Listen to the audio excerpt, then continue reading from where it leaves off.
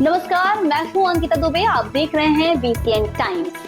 आइए देखते हैं छत्तीसगढ़ के साथ देश विदेश की 10 बड़ी खबरें फटाफट अंदाज में। प्यार, इश्क और मोहब्बत, फिर अचानक मौत। कुछ ऐसा ही मामला छत्तीसगढ़ के जांजगीर चांपा जिले में देखने को मिला। चर्चा है कि एक बॉयफ्रेंड अपनी गर्लफ्रेंड को लेकर शहर के एक होटल में गया था। वहीं पर दोनों रुके थे। चरम सुख पाने के लिए युवक ने शक्तिवर्धक दवा खाई थी। इस गर्लफ्रेंड से शारीरिक संबंध बनाने के कुछ ही देर बाद ही उसकी मौत होगी। घटना सट्टी कोतवाली थाना क्षेत्र की है। बताया जा रहा है कि होटल में युवक की हालत बिगड़ने पर आनन फानन में उसे जिला अस्पताल लाया गया, जहाँ डॉक्टरों ने उसे मृत घोषित कर दिया। जावलपुर निवासी युवक के इंस्टाग्राम पर युवती से दोस्ती हुई थी। एक दूसरे को पसंद करते थे। शादी करने के लिए घर में भी बताना चाहते थे, लेकिन उससे पहले ही युवक की मौत हो गई। देश के नक्सलवाद को खत्म करने के लिए ठोस रणनीति के साथ ही एंटी नक्सल ऑपरेशन चलाए जा रहे हैं। एक और जहां एनकाउंटर हो रहे हैं तो वहीं दूसरी ओर आत्मसमर्पण का सिलसिला भी चल रहा है। इस बीच तेलंगाना में 37 सक्रिय नक्सलियों ने हथियार छोड़कर मुख्यधारा में लौटने का फैसला किया है।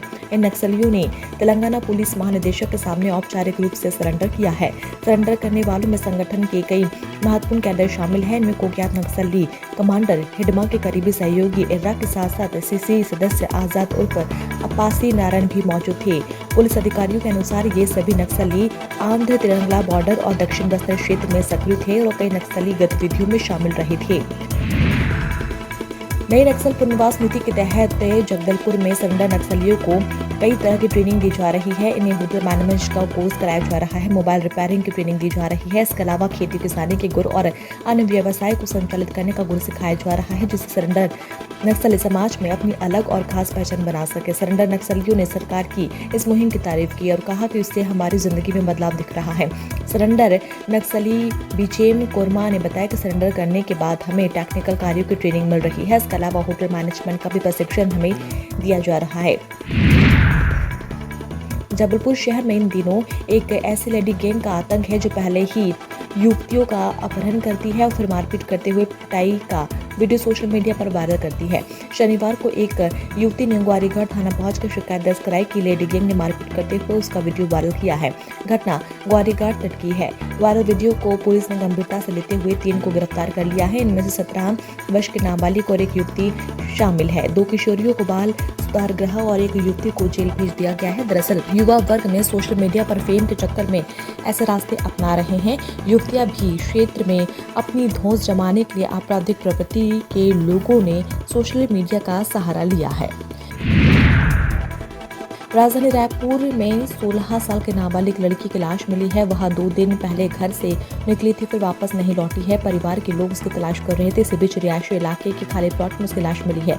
पुलिस ने शव की हालत देखकर नाबालिग की हत्या की आशंका जताई है। ये पूरा मामला राजेंद्र नगर थाना क्षेत्र का है। पुलिस की जांच में पता चला है कि मृतका काशीराम नगर की रहने वाली 16 साल की नाबालिग लड़की है। वो पार्टियों में कैटरिंग का काम करती थी। 2 दिन पहले वह गुरुवार को घर से निकली थी और वापस घर नहीं लौटी। इसके बाद परिजन उसकी तलाश कर रहे थे। शनिवार दोपहर स्थानीय लोगों ने झाड़ियों के पास उसकी लाश देखी, तुरंत पुलिस को सूचना दी। पुलिस मौके पर पहुंची और फॉरेंसिक टीम को बुलाकर जांच शुरू कर दी है। छत्तीसगढ़ के गृह मंत्री विजय शर्मा एक बार फिर बस्तर संभाग के दौरे पर हैं। इस दौरान उन्होंने नक्सली पुनर्वास शिविर का निरीक्षण किया और पहले से सरेंडर कर चुके नक्सलियों से मुलाकात की। उन्होंने समाज में सम्मानजनक जीवन जीने की प्रोत्साहित किया और नक्सलियों से भी हिंसा छोड़ने और मुख्यधारा में शामिल होने की अपील की है। इस बीच अब चर्चाओं का बाजार गर्म हो गया है कि एंटी नक्सल ऑपरेशन से जुड़ी कोई बड़ी खबर निकलकर सामने आ सकती है। कहा जा रहा है कि नक्सली कमांडर वासुदेवा उर्फ चेतू आज सुरक्षा बलों के सामने सरेंडर कर सकता है। डिप्टी मुख्यमंत्री विजय शर्मा पूर्वा में देवा की मां से मुलाकात कर चुके हैं और उन्होंने उन्हें समझाते हुए देवा से हथियार छोड़कर समाज की मुख्य धारा में लौटने की अपील की थी। सुरक्षा एजेंसियों का मानना है कि यदि देवा सरेंडर करता है तो सुकमा और आसपास के इलाकों में नक्सलियों की गतिविधियों को बड़ा धक्का लगेगा। बीएसपी के अंदर पहले आउटसोर्सिंग से काम और फिर हॉस्पिटल का निजीकरण की बात और अब भिलाई में भारत और रूस की मैत्री के प्रतीक और प्रदेश के सबसे बड़े गार्डन मैत्री बाग को अब सेल प्रबंधन निजी हाथों में देने की तैयारी कर रहा है। इसके अलावा सेल प्रबंधन ने रुचि की अभिव्यक्ति के तहत अखबार में इश्तिहार भी जारी किया है ताकि कोई संगठन का संस्था इस गार्डन और जू को संचालित करना चाहती है वह नियमों शर्तों के तहत इसका संचालन कर सकता है।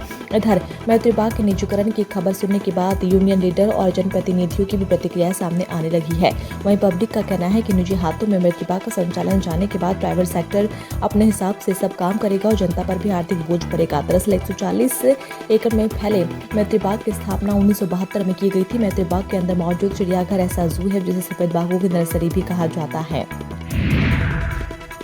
दुर्ग जिले में अपने 4 साल के बेटे की हत्या करने वाले सौतेले पिता और मां को कोर्ट ने उम्र कैद की सजा सुनाई है। घटना फरवरी 2024 की है, जब कुम्हारी के शंकर नगर में रहने वाले पति पत्नी ने बच्चे को मारा और चुपचाप से अंतिम संस्कार कर दिया। मामला कुम्हारी थाना क्षेत्र का है। दरअसल सौतेले पिता बच्चे से अमानवीय व्यवहार करता था, उसे रोज मारता पीटता था। घटना वाले दिन भी आरोपी पिता ने बच्चे को उठाकर पटका और पेट पर वार कर दिया, जिससे उसकी मौत हो गई। घटना के बाद दोनों पति पत्नी ने उसका अंतिम संस्कार कर दिया। ये घटना 31 जनवरी 2024 से 1 फरवरी 2024 के बीच शंकर नगर कुम्हारी में हुई थी। आरोपी मनप्रीत सिंह और उसकी पत्नी गायत्री साहू का, जो मुसलमान के मकान में किराए पर रहते थे। मृतक बालक जगदीप सिंह और गायत्री का पूर्व पति से उत्पन्न हुआ पुत्र था। उन्हीं के संरक्षण में वह रह रहा था। मनेन्द्रगढ़ में खनिज निरीक्षक आदित्य मानकर को अवैध रेत परिवहन रोकने के दौरान जान से मारने की धमकी मिली है। ट्रैक्टर मालिक ने अधिकारी से अभद्र व्यवहार किया, ट्रैक्टर लेकर भाग गया।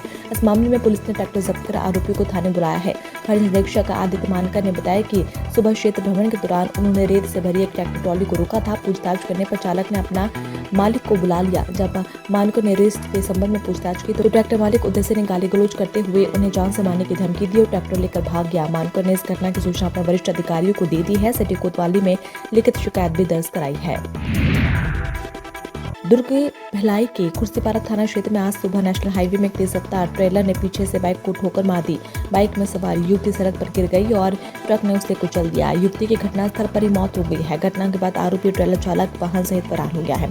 पुलिस ने मर्ग कायम कर विवेचना में जुट गई है। वहीं फरार ट्रेलर चालक की तलाश कर रही है। युवती साक्षी द्विवेदी भिलाई पावर हाउस से भिलाई 3 जाने के लिए अपने पिता के साथ बाइक पर जा रही थी। इस दौरान पावर हाउस ओवरब्रिज से उतरने के बाद चंद्राकेन के सामने नेशनल हाईवे पर पीछे से आ रहे तेज रफ्तार ट्रेलर ने बाइक को ठोकर मार दी। इस हादसे में साक्षी द्विवेदी सड़क पर गिर गई और ट्रेलर ने उसके सिर के ऊपर से गुजर गया।